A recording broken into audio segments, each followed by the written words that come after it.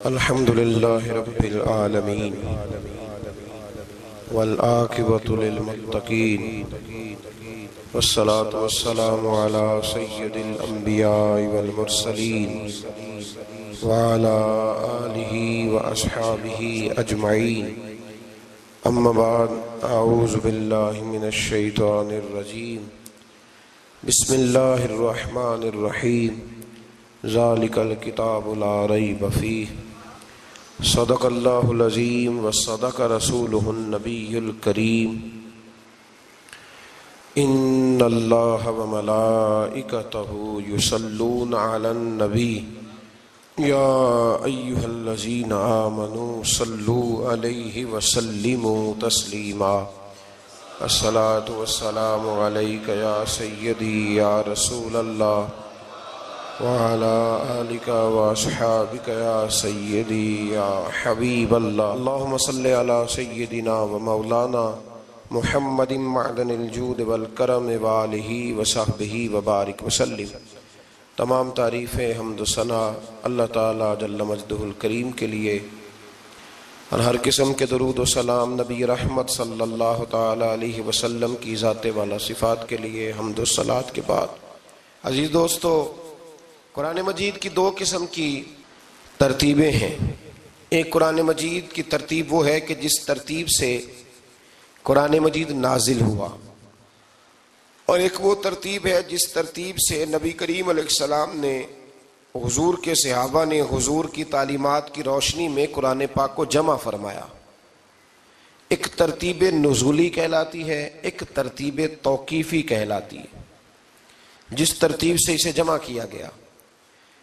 نزول کے اعتبار سے قرآن مجید کی سب سے پہلی سورہ مبارکہ سورہ اقرا ہے، اس کی ابتدائی آیات نازل ہوئیں، اور ترتیب کے لحاظ سے جو مصحف کے اندر قرآن پاک میں ترتیب ہے، اس لحاظ سے قرآن مجید کی پہلی سورہ کا نام سورہ فاتحہ ہے، اور نبی کریم علیہ السلام نے فرمایا یہ سورہ فاتحہ اتنی شاندار ہے کہ ایسے کلمات کسی اور امت کو نہیں ملے جیسے اللہ نے سورہ فاتحہ میں ہمیں عطا فرمائے ہیں۔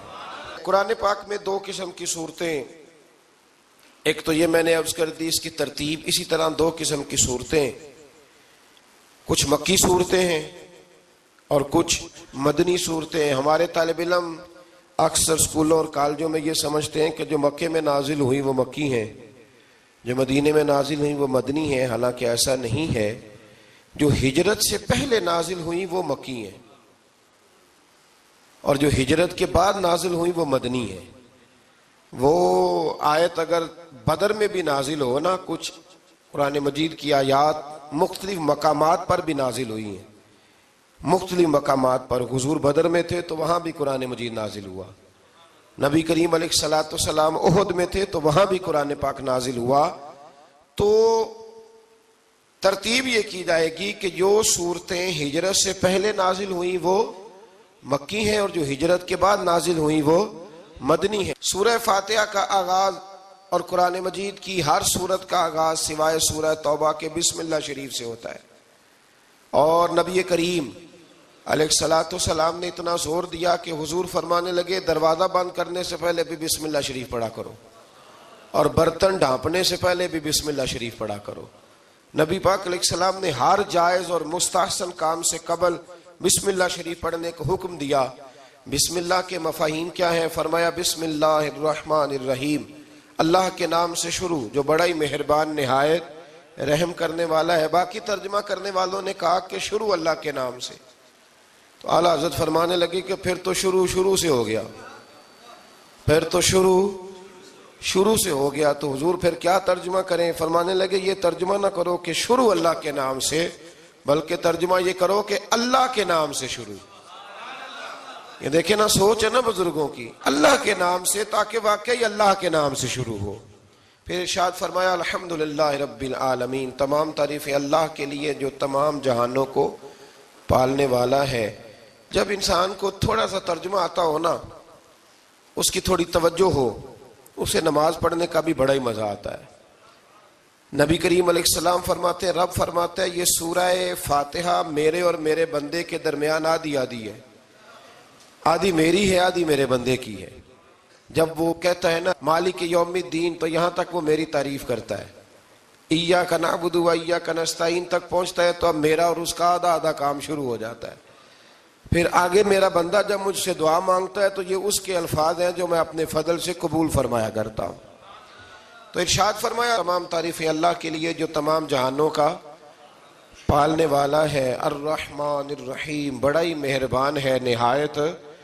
یہ رحمان مبالغے کا صیغہ ہے، یعنی اتنا رحم کرنے والا کہ جتنا کوئی اور رحم نہ کر سکے، اس لیے اللہ ہی رحمان ہو سکتا ہے، بندہ کوئی رحمان نہیں ہو سکتا۔ بندے کو رحیم کہا جا سکتا ہے، نبی پاک رحیم ہے لیکن رحمان نہیں ہے، اس لیے کسی بھی انسان کا نام رحمان نہیں ہو سکتا۔ کسی دکان پر بعض اوقات لوگ نام رکھ لیتے ہیں رحمان بک ڈپو، تو یہ درست نہیں ہے۔ بندے کا نام رحمان نہیں ہو سکتا، عبد الرحمان، اس لیے کہ یہ لفظ رحمان خدا کے علاوہ کسی اور کے لیے بولنا درست نہیں ہے۔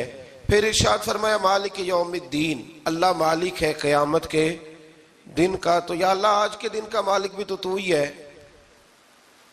آج جو یکم رمضان مبارک ہے تو اس دن کا مالک بھی اللہ ہی ہے۔ تو یہ جو خاص کر کہا مالک یوم الدین، اس کا معنی یہ ہے کہ یہاں کچھ لوگ عارضی طور بھی تو بعض چیزوں کے مالک ہیں نا، یہ زمین میری ہے، یہ گھڑی میری ہے، یہ گھر میرا ہے، یہ بچے میرے ہیں، عارضی طور پر بھی تو لوگ مالک ہیں، لیکن قیامت کے دن عارضی طور پر بھی کوئی مالک نہیں ہوگا۔ قیامت میں ساری بادشاہی فقط میرے اللہ کی ہوگی۔ بلکہ رب کریم فرمائے گا کہاں ہیں وہ لوگ جو دنیا میں بادشاہ بنا کرتے تھے، کدھر ہے؟ بڑے بڑے کج کلا جو کہتے تھے کہ ہم اٹھتے ہیں تو لوگ اٹھتے ہیں، بیٹھتے ہیں تو دنیا بیٹھ جاتی، وہ کہاں ہے؟ جب کوئی نہیں بولے گا تو رب فرمائے گا للہ الواحد القہار، آج ایک رب واحد اور قہار کی حکمرانی ہے۔ پھر ارشاد فرمایا ایاک نعبد و ایاک نستعین، بے شک ہم تیری ہی عبادت کرتے ہیں اور تجھی سے مدد چاہتے ہیں۔ عبادت بھی اللہ کی ہے اور مدد بھی، یہ جو بندوں کے ذریعے بعض اوقات مدد ہوتی ہے تو یہ مدد بھی اللہ کی ہے، یہ مدد بھی اللہ کی ہے۔ یہ کسی بندے نے مائک بنایا ہے جس کی مدد سے آپ تک آواز جا رہی ہے، تو اس کو عقل کس نے دی تھی بنانے کی؟ تو پھر مدد کس کی ہوئی؟ اللہ کی۔ تو دنیا میں کوئی بھی جو مدد کرتا ہے وہ اللہ کے ولی کریں، نبی کرے، پیغمبر کریں، تو وہ مدد کس کی ہے؟ اللہ کی، اس لیے کہ وہ ذاتی طور پر کچھ بھی نہیں کر سکتے، اگر اللہ انہیں توفیق نہ دے وہ کسی کی مدد نہیں کر سکتے۔ تو ایاک نعبد و ایاک نستعین، ہم تیری ہی عبادت کرتے ہیں، تجھی سے مدد چاہتے ہیں۔ اہدنا الصراط المستقیم، اے اللہ ہمیں سیدھا راستہ دکھا۔ کون سا راستہ سیدھا ہے؟ کون سا راستہ سیدھا ہے؟ تو اللہ نے خود ہی فرمایا ایسے ہی نہ بھٹک جانا، راستہ سیدھا وہ ہے صراط الذین انعمت علیہم، ان لوگوں کا راستہ سیدھا ہے جن پر اللہ نے انعام فرمایا ہے۔ اور وہ کون ہے؟ قرآن مجید نے خود فرمایا انعم اللہ علیہم من النبیین والصدیقین والشہداء والصالحین، وہ نبی ہیں، صدیق ہیں، شہید ہیں اور نیک لوگ ہیں۔ فرمایا اپنی مرضی کے راستے پہ چلو گے تو بھٹک جاؤ گے، رب کی بارگاہ میں سوال کرنا کہ وہ تمہیں نبیوں کے، صدیقوں کے، شہیدوں کے اور نیک لوگوں کے راستے پہ چلائے۔ غیر المغضوب علیہم ولا الضالین، نہ ان لوگوں کے راستے پہ چلا جن پر تیرا غضب ہوا، اور نہ ان کے راستے پہ چلا جن پر تو ناراض ہوا، جنہیں تو نے گمراہ کیا، ان لوگوں کے راستے پہ نہ چلا، بلکہ ان لوگوں کے راستے پہ چلا جن پر تیرا انعام ہوا۔ یہ جو لوگ ہیں نا مغضوب علیہم ولا الضالین، ایک گروہ یہودیوں کا ہے اور ایک عیسائیوں کا ہے۔ کہا جا رہا ہے یا اللہ نہ یہودیوں کے راستے پہ چلا اور نہ عیسائیوں کے راستے پہ چلا، ہمیں تو ابو بکر صدیق کے راستے پہ چلا، ہمیں تو عمر فاروق کے راستے پہ چلا، عثمان غنی، مولا علی اور جناب ابو ہریرہ کے راستے پہ چلا۔ اب یہ سورہ فاتحہ کا تو میں نے مکمل ترجمہ عرض کیا۔ سورہ بقرہ یہ قرآن مجید کی سب سے بڑی سورہ ہے۔ ایک حدیث اس کی فضیلت پہ سن لے، نبی کریم علیہ السلام نے فرمایا جس گھر میں سورۃ بقرہ پڑھی جائے نا، فرمایا جن کیا وہاں سے تو شیطان بھی بھاگ جاتا ہے۔ سورہ بقرہ گھروں میں پڑھیں، یہ سب سے بڑا تعویذ ہے۔ اگر گھر میں جنات ہوں، کوئی آسیب ہوں، اور یہ وہ والا تعویذ ہے جو مدینے والے رسول نے عطا فرمایا ہے۔ یہ سب سے بڑی سورہ ہے. مفسرین فرماتے ہیں اگر کوئی استدلال کی قوت رکھتا ہو تو ایک 100 چیز کا اللہ نے حکم دیا ہے. بلکہ امام اعظم فرماتے ہیں 100 تھوڑی ہے، میری نظر سے پڑھو تو 1000 چیزوں کا حکم دیا ہے، 1000 سے منع کیا ہے، اور 1000 قسم کی نصیحتیں اللہ کریم نے سورہ بقرہ کے اندر فرمائی ہیں. اس سورہ مبارکہ کا جو پہلا رکوع ہے نا، اس میں جو سب سے پہلی آیت ہے وہ ہے الف لام میم. ان کو کہتے ہیں حروف مقطعات. پہلا لفظ ہی جب کوئی قرآن مجید کا پڑھتا ہے نا، بہت بڑا عالم فاضل، بہت بڑا محدث، تو اسے یہ کہنا پڑتا ہے کہ میں نہیں جانتا، اللہ جانتا ہے یا اللہ کا رسول جانتا ہے. الف لام میم کا معنی ہم نہیں جانتے، اللہ جانے یا اللہ کا رسول جانے، یا جس کو وہ دونوں بتا دیں وہ جانتا ہے، ورنہ یہ اللہ اور اس کے رسول کا راز ہے. یہ آگے ارشاد فرمایا ذالک الکتاب لا ریب فیہ، یہ وہ عظیم کتاب ہے جس میں شک کی کوئی گنجائش نہیں ہے. ھدی للمتقین، یہ ہدایت ہے پرہیزگاروں کے لیے. سوال یہ ہوتا تھا کہ یا اللہ جو متقی پرہیزگار ہیں وہ تو پہلے ہی ہدایت پہ ہیں، تو قرآن بھی اگر انہیں ہدایت دے گا تو پھر جو گناہگار ہیں ان کی ہدایت کہاں ہے؟ تو اس آیہ مقدسہ کا معنی مفسرین نے یہ بیان فرمایا ہے کہ مطلب اس کا یہ ہے کہ قرآن ہدایت دیتا سب کو ہے، لیکن اس سے ہدایت حاصل متقی لوگ کرتے ہیں. بارش برستی ہے نا سب جگہوں پہ، لیکن اگر کسی نے فرش کرایا ہو، ٹائلیں لگوائی ہو، تو وہاں پھل پھول اگ سکتے ہیں، سبزہ اگ سکتا ہے. اس کے لیے زمین کا زرخیز ہونا شرط ہے. قرآن مجید سب کو ہدایت دیتا ہے، لیکن قرآن مجید سے ہدایت لیتے وہ ہیں جنہیں اللہ نے تقوی والا دل عطا فرمایا ہے، ڈرنے والا دل دیا. آگے جو آیات ہیں نا 5، ان میں اللہ تبارک و تعالی نے متقی لوگوں کی فضیلت بیان کی ہے، نشانیاں بیان کی ہیں کہ وہ کون ہوتے ہیں. ان میں پہلا ارشاد فرمایا کہ متقی وہ ہوتا ہے جو غیب پہ ایمان لے آتا ہے، اس چکر میں نہیں پڑتا کہ آنکھوں سے دیکھوں گا تو مانوں گا. اور دوسرا فرمایا متقی وہ ہوتا ہے جو نماز قائم کرتا ہے اور اللہ کے دیے ہوئے رزق سے اللہ کے راستے میں خرچ کرتا ہے. اور تیسرا فرمایا متقی وہ ہوتے ہیں کہ محبوب جو قرآن ہم نے آپ پہ نازل کیا اس پر بھی ایمان لاتے ہیں، اور جو آپ سے پہلے نازل کیا گیا اس پر بھی ایمان لاتے ہیں، یعنی تورات کو، زبور کو، انجیل کو، اس کو بھی وہ مانتے ہیں. اور پھر اللہ کریم نے فرمایا اولئک علی ھدی من ربہم واولئک ھم المفلحون. یہ جو لوگ ہیں نا غیب پر ایمان لانے والے، نماز پڑھنے والے، زکوٰۃ دینے والے، پچھلی کتابوں کو بھی ماننے والے، نبیوں کو بھی ماننے والے، اور رسول پاک پر ایمان لانے والے، فرمایا یہ وہ لوگ ہیں جو اللہ کی طرف سے ہدایت پر ہیں، اور یہ وہ لوگ ہیں جو دنیا میں بھی کامیاب ہو جائیں گے اور آخرت میں بھی کامیاب ہو جائیں گے. پھر آگے نا اللہ تبارک و تعالی نے کفار کا ذکر فرمایا ہے 3 آیات کے اندر. مومن کے بعد دوسرا درجہ کس کا ہے ذکر میں؟ کافر کا. پہلے بات ہوئی 5 آیات میں مومنوں کی، اب 3 آیات میں ذکر کیا گیا پکے کافروں کا. مومن وہ ہوتا ہے زبان سے بھی اللہ اور اس کے رسول کو مانے، ان کی لائی ہوئی چیزوں کو مانے اور دل سے بھی تسلیم کرے. اور کافر وہ ہوتا ہے کہ جو نہ زبان سے مانتا ہے اور نہ ہی دل سے تسلیم کرتا ہے. پھر اللہ تبارک و تعالیٰ نے 13 آیات کے اندر 3 آیتوں میں کافروں کا ذکر کیا، اور 13 آیات کے اندر پھر منافقین کا ذکر فرمایا ہے. منافق اس کو کہتے ہیں، منافق اس کو کہتے ہیں جو زبان سے تو دعوے اونچے اونچے کرتا ہے ایمان کے، لیکن اس کے دل میں ایمان موجود نہیں ہوتا. آپ حیران ہوں گے، یہیں پہ بات کو ذرا غور سے سمجھیں کہ مومنوں کا ذکر 5 آیات میں اور کفار کا 3 آیات میں، پکے کفار کا، اور منافقین کے لیے اللہ نے اگلے ہی رکوع میں 13 آیات بیان فرمائی. 13. یہ خطرناک گروہ ہے منافقین کا، یہ خوفناک لوگ ہیں. یہ وہ چھپی ہوئی بیماری ہے کہ جس کو پکڑنا تھوڑا مشکل ہے. کچھ بیماریوں کو ڈاکٹر کہتے ہیں نا یہ خاموش قاتل ہے، قتل کر دیتی ہے پر پتہ نہیں لگنے دیتی. اسی طرح منافقین کا ٹولہ ہے.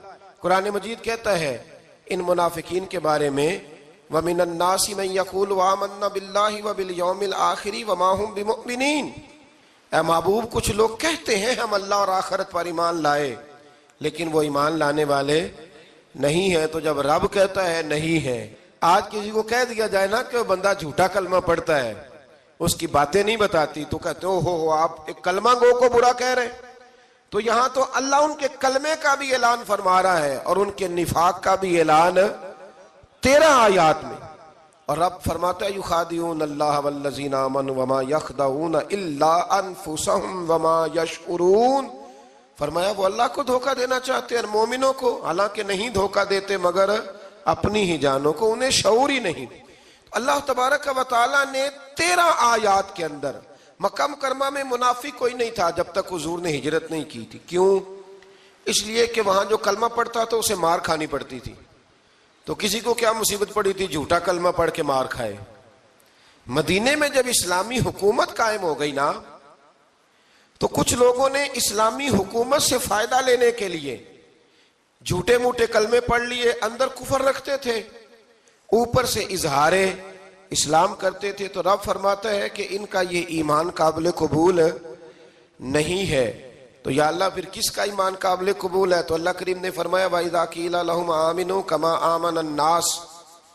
جب ان سے کہا جاتا ہے نا اس طرح ایمان لاؤ جس طرح دوسرے لوگ لائے، یعنی ابو بکر صدیق کی طرح ایمان لاؤ، عمر فاروق کی طرح ایمان لاؤ، عثمان غنی کی طرح، مولا علی کی طرح، بلال حبشی کی طرح. تو کیا جواب دیتے ہیں؟ قالوا انؤمن كما آمن السفهاء. کیا اس طرح ایمان لائیں جس طرح یہ بیوقوف ایمان لائے؟ الا انہم هم السفهاء. اللہ فرماتا ہے خبردار بے شک وہی بیوقوف ہے، ولکن لا يعلمون، لیکن انہیں اس کا علم نہیں ہے. وہ کہا کرتے تھے کہ یہ تو بیوقوف ہے معاذ اللہ. ابو بکر صدیق نے سارا ہی مال دے دیا نبی پاک کو، عمر فاروق نے آدھا دے دیا، مولا علی نے سارا کچھ حضور کے نام کر دیا، عثمان جو کماتے محنت کے ساتھ وہ سارا وہاں جا کے پیش کر دیتے، تو بیوقوفی ہے. آج بھی کچھ لوگ کہتے ہیں کلمہ پڑھنا چاہیے سیدھا سیدھا. یہ کیا بات ہو گئی کہ اب بندہ مسیتڑ ہی ہو جائے؟ کاروبار بھی تو کرنا ہے نا، نماز روزہ بھی تو بیوقوفی ہے. اللہ جواب دیتا ہے، فرمایا الا انہم هم السفہاء، خبردار بیوقوف تو تم ہو کہ میرے محبوب کی شریعت کا، دین کا، روحانیت کا سورج چمک رہا ہے اور تم نے فیض ہی کوئی نہیں حاصل کیا. تو میرے بھائیوں، صحابہ کا ایمان وہ ایمان ہے، اہل بیت نبوت کا وہ ایمان ہے کہ اللہ کو ایمان بھی وہ والا پسند ہے جو حضور کے غلاموں جیسا ایمان ہو. اللہ تبارک و تعالیٰ نے منافقین کا ذکر فرمایا تو پھر اللہ کریم نے فرمایا یہ تو وہ بیوقوف لوگ ہیں اس آدمی کی طرح جو آگ جب پوری جلا لیتا ہے نا روشنی پھیل جاتی ہے تو پھر اللہ اس کا نور لے جاتا ہے. انہوں نے بھی چلاکیاں کر کے تھوڑا سا ماحول بنایا تھا تو اللہ نے ان کے سارے پردے کھول دیے. ان کے پاس کچھ باقی بچا، ان کے پردے کھول گئے. رسول کریم علیہ السلام کی بارگاہ میں نا ایک دن ان منافقین نے شرارت کر دی. منافقین نے شرارت کیا کی؟ جب حضور صلی اللہ علیہ وسلم نے فرمایا نا پوچھو جو پوچھنا ہے، تو امام راضی کہتے ہیں یہ پیچھے نمازیں پڑھتے تھے، یہ 313 تھے حضور کے پیچھے. اگر مدینے میں رہ کے منافق ہو سکتے ہیں تو باقی ملکوں میں بھی تو ہو ہی سکتے ہیں نا جی. حضور کے پیچھے نمازیں پڑھتے تھے تو ایک دن کہنے لگے جی یہ کہتے ہیں جو مرضی پوچھو تو ہم پیچھے نمازیں پڑھتے ہیں، ہمارا انہیں پتہ نہیں. جب یہ اعتراض کیا نا حضور کے علم پر، آپ سمجھ لیں کہ حضور کے علم پر اعتراض کرنا طریقہ کس کا ہے؟ طریقہ کس کا ہے حضور کے علم مبارک پر اعتراض کرنا؟ کہنے لگے پیچھے نمازیں پڑھتے انہیں پتہ ہی نہیں. جب یہ کہا تو اللہ کے رسول نے نا، جمعے والا دن تھا، حضور نے فرمایا میرے علم پر اعتراض کرتے ہو؟ 70 بندے نام لے کر اور ولدیتیں لے کر، بلکہ بہت سارے ایسے تھے جنہیں کنفرم ہو گیا کہ ولدیت اصل میں ہے کیا، انہیں طے ہو گیا. حضور کے بے ادب کے لیے یہ طے کرنا بھی مشکل ہوتا ہے نا. طے ہو گیا کہ ولدیت ہے کیا. 70 بندے نام لے کے حضور نے مسجد نبی سے نکال دیے. فرمایا یا فلاں بن فلاں قم فخرج فإنک منافق، او فلاں کے بیٹے فلاں کھڑا ہو جا، نکل جا، تو منافق ہے. حضور نے 70 بندے نکال دیے. اب 70 بندے اکٹھے گلی میں نکلیں تو رش تو پڑ جاتا ہے نا. حضرت عمر فاروق لیٹ ہو گئے، جمعے میں آ رہے تھے. ان کو جاتے ہوئے دیکھا تو عمر فاروق فرمانے لگے جمعہ ہو گیا ہے. بھئی 70 بندے نکل آئے باہر، جمعہ ہو گیا ہے. تو ایک منافق کہنے لگا تھا کہ نہیں حضور نے نکال دیا. تو عبداللہ بن ابی سلول جو ان کا سربراہ تھا نا، وہ کہنے لگا چپ کر. حضرت عمر سے کہنے لگا ہاں جی ہو گیا ہے. وہ بھی کہنے لگا تھا نہیں ہوا، ہمیں نکال دیا گیا. تو یہ سردار بولا، کہنے لگا ہو گیا ہو گیا. حضرت عمر کہنے لگے چلو جمعہ ہو گیا تو جا کے اندر حضور کی زیارت ہی کر لیتا ہوں، لیٹ تو ہو ہی گیا ہوں۔ حضرت عمر اندر چلے گئے تو پیچھے سے وہ منافقین اپنے سردار سے کہنے لگے کہ 2 منٹ میں عمر کو پتہ چل جائے گا کہ تم نے جھوٹ بولا ہے۔ عمر کو جا کے پتہ چل جائے، کہنے لگا بڑے پاگل ہو، میں نے تمہاری جان بچائی ہے، نبی پاک نے تو مسجد سے نکالا ہے نا۔ تو عمر کو پتہ چل جاتا نا منافق ہیں، تو ابو بکر بھی مسجد میں تھے، علی بھی مسجد میں تھے، عثمان بھی مسجد میں تھے، بچانے والا ہی کوئی نہیں تھا۔ عمر نے تلوار لے کے تو دنیا سے نکال دینا تھا، تو میں نے جان بچائی ہے، آپ جائیں گے نا اندر تو حضور ٹھنڈا کر دیں گے، فرمائیں گے چلو میں نے نکال جو دیا ہے۔ تو یہ وہ منافقین کی جماعت ہے۔ دوسرے سے تیسرے رکوع میں نا اللہ تعالیٰ نے انسان کو یاد کرایا ہے کہ تو نے عبادت اپنے رب کی کرنی ہے، اور فرمایا رب تمہارا وہ ہے جس نے تمہارے لیے زمین کو فرش بنایا ہے، آسمان کو چھت بنایا ہے، اور آسمان سے پانی برسا کے تو زمین سے پھل اگائے ہیں، رزق لکم، وہ بھی تیرے کھانے کے لیے اگائے ہیں۔ وہ جو آسمان سے بارش برسا کے زمین سے سبز اور پھل اگائے ہیں تو وہ بھی تیرے لیے۔ جب سارا کچھ تیرے لیے بنایا تو بھی تو عبادت کرنا اپنے رب کی، پھر کسی کو اس کا شریک نہ ٹھہرا۔ ایک چیلنج بھی کیا قرآن مجید نے اس رکوع کے اندر، کہا کرتے تھے مکے کے لوگ کہ آپ قرآن مجید کی آیتیں نبی کریم علیہ السلام سے کہا کرتے تھے کہ معاذ اللہ آپ خود بناتے ہیں، بنا کے لاتے ہیں۔ تو اللہ کریم نے فرمایا وَإِن كُنتُمْ فِي رَيْبٍ مِّمَّا نَزَّلْنَا عَلَىٰ عَبْدِنَا فَأْتُوا بِسُورَةٍ مِّن مِّثْلِهِ، اگر تمہیں شک ہو نا اس میں جو ہم نے بندہ خاص پہ نازل کیا ہے تو تم بھی اس جیسی ایک صورت بنا کے لاؤ۔ پڑھے لکھے تو تم بھی ہو نا، مکے میں تم بھی رہتے ہو، تو ایک صورت بنا کے لاؤ۔ قرآن مجید ہم سے چھینا گیا ہے سازش کے تحت، اس لیے کہ جس قوم کو قرآن آ جاتا ہے نا پھر کوئی کافر اس کا مقابلہ نہیں کر سکتا۔ دیکھیں نا اگر کافروں کے پاس جواب ہوتا قرآن پاک کا تو بدر اور احد میں نا کوئی آیت بنا کے لاتے قرآن کے مقابلے کی، تلواریں لے کے نہ آتے، ان کے پاس جواب ہی نہیں تھا۔ اور قیامت تک کسی کافر کے پاس قرآن مجید کا کوئی جواب، قرآن کا کوئی جواب، قسم اللہ کی جواب کوئی نہیں، قرآن کا اس کا کوئی جواب نہیں۔ کیا بات ہے قرآن پاک کی۔ وہ ایک دفعہ مسلمہ کذاب بے ایمان کہنے لگا میں نے بنا لیا ہے قرآن پاک کا جواب، معاذ اللہ۔ جواب کیا بنایا؟ وہ سورت ہے نا القاریۃ ما القاریہ وما ادراک ما القاریہ، کھڑکھڑانے والی کیا ہے، کھڑکھڑانے والی تمہیں کیا پتا کیا ہے کھڑکھڑی، قیامت کا ذکر ہے۔ کہنے لگا میں نے اس جیسی سورت بنا لیا، تو کیا بنایا؟ الفیل مل فیل وما ادراک ما الفیل۔ کہنے لگا ہاتھی، تمہیں کیا پتا کیا ہاتھی، تم کیا جانو کیا ہاتھی۔ تو پاس جو اس کے اپنے بیٹھے تھے نا چیلے، وہ کہنے لگے چپ کر جا، سارے زمانے کو پتا ہے ہاتھی کیا ہوتا ہے۔ تو پاگل ہے، اس کے 2 کان ہوتے ہیں، ایک سونڈ ہوتی ہے، 4 اس کے پیر ہوتے ہیں۔ بیوقوف آدمی، قرآن کا مقابلہ کرنا ہے تو کچھ چج کے ساتھ کر، پاگلوں کی طرح مقابلہ کرے گا، جوتے کھائے گا بھی ہمیں بھی پڑھوائے گا۔ تو قرآن مجید کا کوئی مقابلہ کر سکا؟ تو اس آیہ مبارکہ میں اللہ نے کافروں کو یہ کہا اگر مقابلہ نہیں کر سکتے تو پھر اللہ سے ڈرو، ورنہ دوزخ میں ڈالے جاؤ گے، وہ جس کا ایندھن آدمی اور پتھر ہے، اور بنائی بھی کافروں کے لیے گئی ہے۔ اعدت للکافرین، جہنم کس کے لیے بنائی گئی ہے؟ کافروں اور منافقوں کے لیے۔ مسلمانوں کے لیے بنائی گئی، مسلمان مرضی سے چھلانگے لگائیں تو ان کی موج ہے، ورنہ ان کے لیے جہنم، ان کے لیے اللہ نے جنت بنائی ہے۔ اور یہ بات کرتے ہی رب کریم نے فرمایا اے محبوب علیہ السلام مومنوں کو خوشخبری دے دیں کہ اللہ نے ان کے لیے جنت بنائی ہے، اس میں باغات ہیں، انہیں رزق دیا جائے گا کھانے کے لیے، اور اس میں انہیں پاکیزہ بیویاں دی جائیں گی، اور پھر وہ اس میں ہمیشہ رہیں گے، انہیں اس سے نکالا نہیں جائے گا۔ آگے جو آیات کریمہ ہے نا اس کے اندر اللہ تبارک و تعالیٰ نے فرمایا ہے کہ اللہ حیا نہیں کرتا سمجھانے کے لیے مچھر کی مثال بھی دینی پڑے۔ فرمایا قرآن سے کچھ لوگ ہدایت حاصل کرتے ہیں اور کچھ گمراہ ہو جاتے ہیں۔ جب لوگ اپنی مرضی کی تشریحات چاہتے ہیں تو گمراہ ہوتے ہیں، اور جب قرآن کو رسول اللہ صلی اللہ علیہ وسلم اور امت مسلمہ کی تشریحات کی روشنی میں سمجھتے ہیں تو پھر اللہ ہدایت عطا فرماتا ہے۔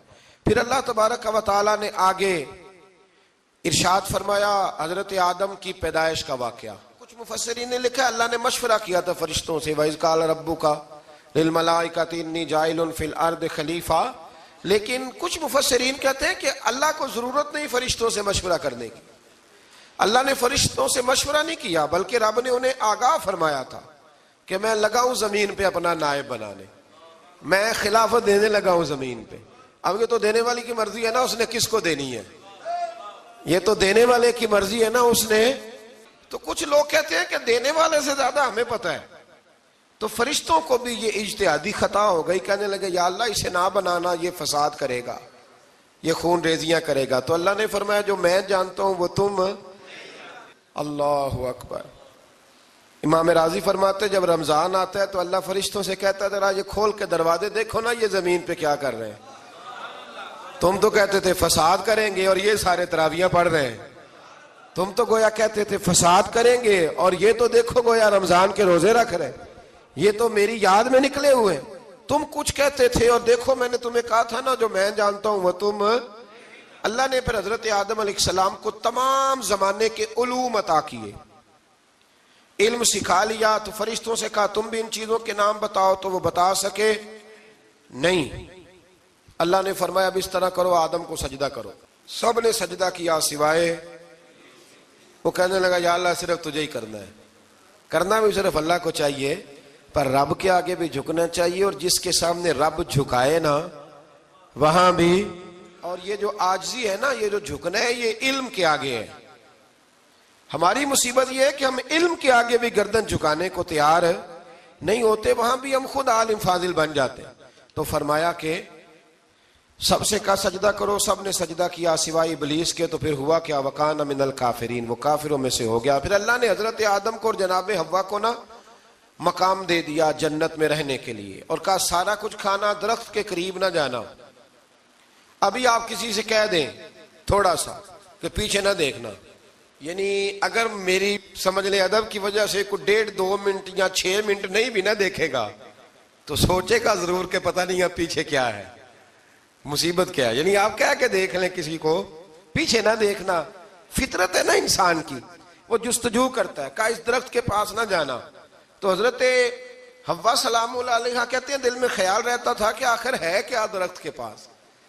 یہی انسان کا عقیدہ توحید ہے کہ جہاں سے رب منع کر دے وہاں وہ منع ہو جائے. اور یہ ان کی خطا نہیں تھی، یہ اللہ کی حکمت تھی، چونکہ رب نے تو پہلے کہہ دیا تھا بنایا ہی زمین کے لیے، تو یہ تو سارا کچھ ہونا تھا تو زمین پہ آنا تھا نا. تو حضرت حوا اور جناب آدم کے پاس شیطان آیا. اب اس کو نکال تو دیا تھا پر ابھی اس کا جنت میں آنا جانا بند نہیں ہوا تھا، یہ بھی اللہ کی حکمت تھی. تو وہ کہنے لگا تمہیں پتہ ہے بعد میں مر جاؤ گے. تو حضرت حوا کہنے لگی کیا موت بھی آئے گی؟ کہاں، اس کی تکلیف بھی بڑی ہوگی، تو پھر بچیں گے کیسے؟ تو کہنے لگے پھل کھا لو اس درخت کا. تو بچنے کے لیے پھل کھایا تھا. جس طرح لوگ آج بہت سارے کام بچنے کے لیے کرتے ہیں پر بچ سکتے، بچنے کے لیے پھل کھایا. تو اللہ نے فرمایا زمین پہ چلے جاؤ. تو حضرت آدم زمین پہ آئے. پھر کئی 100 سال روتے رہے. فَتَلَقَّى آدَمُ مِن رَبِّهِ کلمات. تو پھر اللہ نے خود ہی جناب آدم کو کچھ کلمے سکھائے. علامہ اسماعیل لکی فرماتے ہیں وہ کلمے یہ تھے کہ حضرت آدم نے میرے نبی کا وسیلہ پیش کیا، تو اللہ کریم نے جناب آدم کی دعا کو مقبول فرما لیا. پھر آگے بنی اسرائیل کا ذکر آ جاتا ہے. اللہ تعالیٰ نے بنی اسرائیل، آج آپ اسی قوم کو یہودی کہتے ہیں، ان کو اللہ نے اس زمانے میں فضیلت عطا کی تھی بہت زیادہ. تو عرب کے اندر جب نبی پاک علیہ السلام نے اعلان نبوت کیا تو کچھ لوگوں نے یہ کہہ دیا کہ اگر یہ یہودی کلمہ پڑھ لیں گے تو ہم بھی پڑھ لیں گے. تو پھر اللہ نے انہیں یاد کرایا کہ تم اصل میں کیا ہو، تمہیں کلمہ پڑھنا چاہیے. تو اہل یہود کا تذکرہ کرتے کرتے رب کریم نے ایک بات یہ بھی ارشاد فرمائی کہ تم لوگوں کو تو کہتے رہے ہو کہ وہ نبی آنے والے ہیں، وہ نبی آنے والے ہیں، اور جب آ گئے ہیں تو ماننے کو تیار نہیں ہو. تو فرمایا تأمرون الناس بالبر وَتَنْسَوْنَ أَنفُسَكُمْ وَأَنْتُمْ تَتْلُونَ الْكِتَابَ، لوگوں کو بھلائی کا حکم دیتے ہو اور اپنے آپ کو بھول جاتے ہو. افلا تعقلون، تمہیں عقل نہیں؟ پھر اللہ نے انہیں یہ بھی یاد کرایا کہ یاد کرو وہ زمانہ کہ جب فرعون نے خواب دیکھ لیا تھا کہ کوئی بچہ اس کی سلطنت کو تباہ کرے گا، تو پھر اس نے تمہارے بچوں کو ذبح کرانا شروع کیا اور تمہاری بیٹیوں کو چھوڑتا تھا. فرمایا یہ بھی تو تم نے دیکھا، میں نے تمہیں پھر تم سے کہا جہاد کرو قوم عمالقہ کے خلاف، تو مقام طیہ میں جا کے یہ لوگ کہنے لگے ہم سے جہاد نہیں ہوتا. اللہ نے انہیں ایک میدان میں قید کر دیا. بڑی دلچسپ بات. قید تو لوگ ہوتے ہیں نا چار دیواری میں, تو اللہ نے بنی اسرائیل والوں کو جب انہوں نے کہا جہاد نہیں کریں گے تو اللہ نے میدان میں قید کر دیا. میدان میں. یہ یاد رکھیں, جب انسان اللہ کی نافرمانی کرتا ہے تو اسے ایسی قید ملتی ہے جس کا اس نے تصور بھی نہیں کیا ہوتا. ایک میدان ہے مقام طیہ, قید ہو گئے.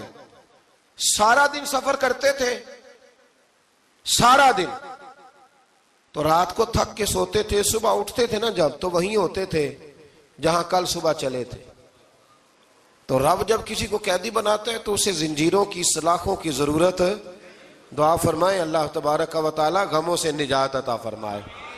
یہ دعا فرمائے. ایسی قید دیتا ہے کہ جس سے پھر چھٹکارا ہو سکتا. تو بنی اسرائیل کا بہت زیادہ تذکرہ اس پارے میں اللہ تبارک و تعالی نے پھر بیان کیا, اور پھر کہا کہ انہیں جو حکم دیا جاتا تھا یہ اس کی سرتابی کرتے تھے. پھر اللہ نے ان پر ذلت نازل کر دی اور یہ ہمیشہ اس کا شکار رہے. قوم سبت کا ذکر فرمایا اللہ نے. ہفتے والے دن کچھ لوگ نافرمانی کرتے تھے. ہمارے بھی ہیلے بہانے ہیں نا آج کل کاروبار میں. تو اسی سپارے کی آیت نمبر 65 کے اندر اللہ تعالیٰ نے حضرت داؤد کی قوم کا ذکر کیا کہ اللہ نے انہیں حکم دیا تھا کہ ہفتے والے دن مچھلیاں نہیں پکڑنی. تو وہ کہتے تھے چلو ہاتھ لگا کے نہیں پکڑنی, ہاتھ لگا کے. وہ ہمارے لوگ ہیلے بہانے تلاش کر لیتے ہیں نا. وہ بڑے جناب انشورنس والا آ گیا, اب وہ بینک والا آ گیا, وہ فلانے صاحب آ گئے, وہ تروڑ مروڑ کے کہانیاں باتیں, اور پھر ہمیں بھی رستے مل جاتے ہیں بچنے کے. مفتی صاحب نے کہہ دیا تھا, ایک مولانا سے میں نے ان کو کہا ہفتے والے دن مچھلیاں نہیں پکڑنی. کا نہیں پکڑتے, چھوٹے چھوٹے حوض بنا لیے.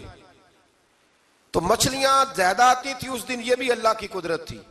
نماز کے وقت گاہک زیادہ آتے ہیں, یہ اس کی قدرت ہوتی ہے. تو وہ مچھلیاں حوض میں جمع ہو جاتی ہیں. یوں سمجھ لیں کہ جال انہوں نے لگا لیے ہوئے تھے, تو جال میں وہ پھنستی رہتی تھی, حوضوں میں آتی رہتی تھی. ہفتے کو نہیں پکڑتے تھے, اتوار کو پکڑ لیتے تھے. تو پھر اللہ نے انہیں سزا دی. فرمایا تماشے کرتے ہو اللہ کے حکم کے ساتھ. کیا سزا دی؟ فَقُلْنَا لَهُمْ كُونُوا قِرَادَةً خَاسِئِينَ. فرمایا بندر بن جاؤ دھتکارے ہوئے. جو رزق حرام طریقے سے کماتے تھے رب انہیں بندر بنا دیتا تھا. ابھی بھی میں نے دیکھے ہیں بڑے بڑے تاجر پاگلوں جیسی زندگی گزار رہے ہیں. نفسیاتی طور پہ سکون نہیں ہے, کروڑوں روپیہ پڑا ہے. کیوں؟ اس لیے کہ رب کے بتائے ہوئے طریقے کے مطابق تجارت نہیں کرتے. آگے ایک اور دلچسپ بات آ گئی. بنی اسرائیل کے اندر نا ایک شخص نے اپنے چچا کو قتل کر دیا جائیداد کے لیے. یہ دیکھیں کب سے لوگ جائیداد کے لیے قتل کرتے آ رہے ہیں. چچا کو قتل کر دیا, اور قتل کر کے حضرت موسیٰ علیہ السلام کے پاس آئے کہ میرے چچا کو کسی نے قتل کر دیا ہے, تو بتائیں کیا کرنا ہے. تو آپ نے فرمایا کہ گائے ذبح کرو اور اس کا ایک ٹکڑا مقتول کو مارو, مرنے والے کو. وہ خود اٹھ کے بتا دے گا مجھے کس نے قتل کیا ہے. اب ارادہ نہیں تھا گائے ذبح کرنے کا, تو بہانے کرنے لگے. ارادہ نہیں نہ ہوتا تو پھر کیا ہوتے ہیں, کہنے لگے گائے کس طرح کی ہو, بوڑھی ہو کہ بچی ہو, رنگ کیسا ہو, جوان ہو کہ چھوٹی ہو, حال میں ایک دفعہ چلنا سیکھ گئی ہو یا ابھی نہ سیکھی ہو. تو بتاتے گئے تو رب بھی شرطیں بیان کرتا گیا. گہرے زرد رنگ کی ہو, حال کے اندر اسے نہ چلایا گیا ہو, پانی نہ نکالا گیا ہو, نہ بچی ہو نہ جوان ہو, اس کے درمیان ہو. یہ ساری شرطیں کہاں پائی جاتی تھیں؟ حضرت موسیٰ علیہ السلام کی قوم کا ایک شخص تھا جو اللہ کا ولی تھا. وہ جب انتقال کرنے لگا نا, اللہ اکبر, دیکھو رب ولیوں کی اولادوں پر بھی کتنا فضل فرماتا ہے. وہ جب انتقال کرنے لگا تو ایک اس کے پاس چھوٹی سی بچیا تھی, گائے کی بچی. اس نے جنگل میں چھوڑ دی. کہنے لگا یا اللہ میں تیرے نام پہ چھوڑتا ہوں, میرا بچہ جوان ہو جائے تو اسے دے دینا, اور تو سرمایہ ہی کوئی نہیں. بچہ بڑا ہوا تو بچہ بھی بڑا نیک تھا, اپنی ماں کا بڑا فرما بردار تھا. اس کی ماں نے کہا بیٹا تیرے باپ نے ایک گائے چھوڑی تھی. تو بچہ جنگل میں گیا اور جا کے کہنے لگا اے اللہ میری گائے مجھ سے ملا دے. تو رب کریم نے وہ گائے واپس کر دی. وہ گائے گھر لے آیا. اب وہ کہنے لگا اماں بیچ دوں, تو اماں کہنے لگی بیٹا میرے پوچھے بغیر نہ بیچنا. کئی دفعہ گاہک لگے پر اس نے کہا جب تک میری اماں نہ کہے گی میں بیچوں گا. ادھر بنی اسرائیل والے شرطیں جتنی گائے کے بارے میں پوچھ چکے تھے وہ ساری اسی گائے میں پائی جاتی تھی. تو یہ ڈھونڈتے ڈھونڈتے وہاں پہنچ گئے. تو کہنے لگے گائے چاہیے، تو اس نے کہا بھی تمہاری مرضی سے نہیں، قیمت میری مرضی کی۔ ایک مفسر نے تو یہاں تک لکھا ہے کہ اس نے کہا گائے ذبح کر کے نا، تو جتنا گائے کے اندر گوشت ہوگا نا اتنا ہی کھال کے اندر تم مجھے مال بھر کے دو گے، اتنے سکے بھر کے دو گے، اتنی اشرفیاں بھر کے دو گے تو پھر تمہیں گائے دوں گا۔ تو پھر یہ گائے انہیں ملی اور یہ گائے لے کر کے آئے۔ زیادہ سوالات نہ کرتے تو زیادہ الجھتے نہ۔ ہم بھی دین کے معاملے میں بڑے سوال جواب کرتے ہیں، اتنا سوال کریں جتنی اس کی ضرورت ہے۔ ان لوگوں نے سوالات زیادہ کیے تو پھر الجھ زیادہ گئے۔ تو میرے بھائی اس کا ذکر بھی اللہ تبارک و تعالیٰ نے پہلے پارے کے اندر بیان فرمایا۔ پھر اللہ کریم نے فرمایا کہ کچھ ایسے لوگ بھی ہیں یہودیوں میں سے جن کا دعویٰ ہو گیا ہے کہ ہم اللہ کے بڑے پیارے ہیں۔ فرمایا یہ صرف ان کے منہ کی باتیں ہیں، یہ تو قیامت میں پتہ چلے گا نا کہ اللہ کا پیار کس کے ساتھ زیادہ ہے۔ اور پھر یہ بھی یہودیوں نے دعویٰ کیا ہے، اسی پارے میں اللہ فرماتے ہیں کہ ان کا دعویٰ ہے کہ ہم اللہ کے بڑے پیارے ہیں، جنت میں ہم ہی جائیں گے۔ تو اللہ فرماتے ہیں پھر مرنے کی دعا تو کرو، جنت میں تو مر کے جانا ہے نا۔ لیکن رب فرماتے ہیں یہ کبھی مرنے کی دعا نہیں کریں گے، اس لیے کہ انہیں پتہ ہے کہ ہم نے آخرت کے لیے کیا بھیجا۔ لیکن جی پہلا حکم آ گیا یا ایھا الذین آمنوا کہہ کے، پہلی آیت قرآن پاک کی پہلے سپارے میں پہلی آیت جس میں اللہ نے کہا یا ایھا الذین آمنوا، تو پہلا حکم آمنوا کہہ کے۔ آیت نمبر 104 میں جو اللہ نے حکم دیا ہے نا وہ نبی پاک کی تعظیم کا حکم ہے۔ پہلا حکم ہی اللہ نے حضور کی عزت اور ناموس کا ارشاد فرمایا۔ پہلا اس ترتیب کے لحاظ سے وہ ہوا یہ کہ جب نبی پاک کو بات ارشاد کرتے تو صحابہ کرام اٹھ کے عرض کرتے رائینا یا رسول اللہ، حضور سمجھ نہیں آئی ذرا رعایت کر دیں۔ تو یہودیوں کی عبرانی زبان کے اندر نہ ذرا کھینچ کے پڑھتے تھے رائینا، تو اس کا معنی بنتا تھا معاذ اللہ اے ہمارے چرواہے، بکریاں چرانے والے کو بھی وہ رائینا کہتے تھے۔ تو جب صحابہ یہ کہنے لگے تو اللہ نے منع ہی کر دیا، فرمایا میرے محبوب کے غلاموں اس لفظ کے پیچھے چھپ کے، اس لفظ کے پیچھے چھپ کے لوگ میرے نبی کی بے ادبی کر جاتے ہیں۔ تو جس لفظ کا کوئی ایک معنی بے ادبی والا بنتا ہو وہ لفظ بھی میرے نبی کے لیے نہ کہو، لفظ وہ والے کہو جس میں کوئی بے ادبی کا معنی نکلے نہ۔ یہاں لوگوں نے بڑے بڑے لفظ نہیں بول دیے، پھر کہتے میرا مطلب یہ تھا، میرا مطلب وہ تھا، تو تو نے وہ لفظ بولا کیوں جس کا کوئی غلط مطلب بھی نکل سکتا تھا۔ اللہ نے فرمایا یا ایھا الذین آمنوا لا تقولوا رائینا، اے ایمان والو رائینا کہو ہی نہ۔ تو یا اللہ کیا کہیں؟ فرمایا وقولوا انظرنا، تم کہو یا رسول اللہ ایک نظر فرمائیے۔ انداز دیکھیے، انظرنا ایک نظر۔ تو ہمارے بزرگ تو پہلے ہی بڑے پیار والوں نے کہہ دیا یا رسول اللہ انظر حالنا۔ کہتے کہاں سے لاتے ہو جملے؟ میں نے کہا اللہ کی کتاب سے۔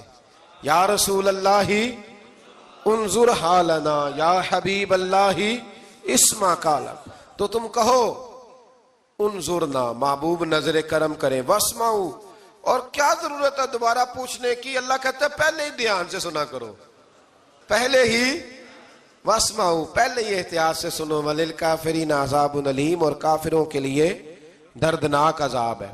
لے جی اسی پارے میں اللہ تبارک و تعالیٰ نے پھر اہل یہود کا ذکر کیا۔ تو یہود کہنے لگے کہ ہم حضرت ابراہیم کے ماننے والے ہیں، تو اللہ کریم نے وہ بھی ذکر کیا کہ میں نے تو ابراہیم کو آزمایا ہے، وَإِذِ ابْتَلَىٰ إِبْرَاهِيمَ رَبُّهُ بِكَلِمَاتٍ فَأَتَمَّهُنَّ، ہم نے ابراہیم کو کچھ چیزوں سے آزمایا ہے، وہ ہماری آزمائش پہ پورے اترے۔ قَالَ إِنِّي جَاعِلُكَ لِلنَّاسِ إِمَامًا، تو پھر ہم نے انہیں کہا کہ ہم آپ کو پوری دنیا کا امام بنائیں گے۔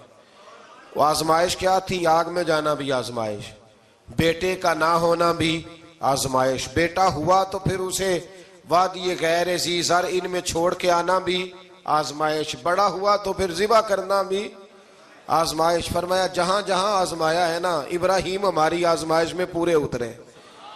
فرمایا تو مفت میں حضرت ابراہیم کی اولاد بنتے ہو اور ان کا نام لیتے اور ان کے ساتھ اپنا تعلق بناتے ہو، دیکھو تو صحیح وہ کتنی آزمائشوں سے گزرے۔ تو اس کا بھی اللہ نے اسی میں ذکر فرمایا۔ اور پھر وہ بات کرتے تھے حضرت یعقوب کی اور حضرت اسحاق کی، تو فرمایا وہ تو ہمارے اتنے خاص بندے تھے کہ وصال کے وقت بھی انہوں نے اپنی اولادوں کو نصیحت فرمائی تھی کہ اللہ کی توحید پہ قائم رہنا، اس کا ذکر بھی اللہ نے اسی پارے میں بیان فرمایا۔ اور جو حضرت ابراہیم اور جناب اسماعیل نے کعبہ تعمیر کیا تو اس کا ذکر بھی اللہ تعالیٰ نے اسی پارے میں فرمایا جب وہ کعبہ بنا رہے تھے تو کہہ رہے تھے ربنا تقبل منا، کہہ رہے تھے اے اللہ بنا ہم نے دیا ہے پر مہربانی فرما ہم سے قبول فرما لے۔ تو جو آیہ کریمہ آخر میں عرض کرنا چاہتا ہوں اس پر بھی تھوڑی توجہ فرمائیں گے تو بات بڑی نکھر کے باہر آئے گی۔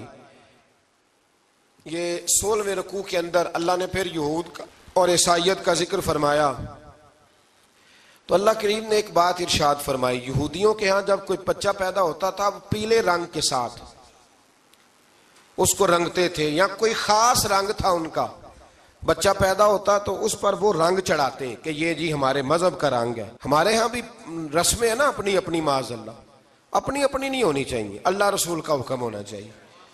تو یہودیوں کے ہاں بچہ پیدا ہوتا تو ایک خاص رنگ چڑھاتے، عیسائیوں کے ہاں پیدا ہوتا تو وہ بھی ایک خاص رنگ چڑھاتے۔ تو مسلمانوں کے ہاں بچے پیدا ہوئے تو انہوں نے بھی توجہ کی کہ یہ کیا ہو رہا ہے، تو رب کریم نے فرمایا صبغۃ اللہ، رنگ اللہ کا ہی ہے۔ ومن احسن من اللہ صبغہ، اور فرمایا اللہ کے رنگ سے زیادہ خوبصورت کس کا رنگ ہو سکتا ہے؟ اللہ کا رنگ کیا ہے؟ لا الہ الا اللہ محمد رسول اللہ صلی اللہ علیہ۔ فرمایا نیلے پیلے کالے رنگ نہ چڑھاؤ، اپنے ذہن پر توحید و رسالت کا رنگ چڑھاؤ، یہ سب سے بہترین رنگ ہے۔ اگر تمہارے ذہنوں پر رب رسول کی توحید کا رنگ چڑھ گیا تو یہ وہ والا رنگ ہے، پھر تمہیں کسی اور رنگ کی طرف جانے کی ضرورت نہیں پڑے گی۔ تو فرمایا رنگ وہ پیدا کرو جو توحید کا ہے، رسالت کا ہے، اس رنگ کی توجہ کرو۔ قرآن مجید کے اس پارے میں اللہ کریم نے مختلف باتیں بیان کر کے آخری رکوع میں یہ جو رنگ کا ذکر فرمایا نا، تو یہ لگتا ہے پورے پارے کا خلاصہ ہے کہ رب کریم نے فرمایا اصل بات یہ ہے کہ تمہاری سوچوں پہ رب رسول کی توحید و رسالت کا رنگ ہونا چاہیے۔ ہر وقت بچہ پیدا ہو، کوئی دنیا سے جائے تو رنگ کس کا ہونا چاہیے؟ اللہ رسول کے دین کا۔ اللہ تعالی ہمیں سمجھنے کی توفیق عطا فرمائے۔ آخر دعوانا ان الحمدللہ رب العالمین۔ مصطفیٰ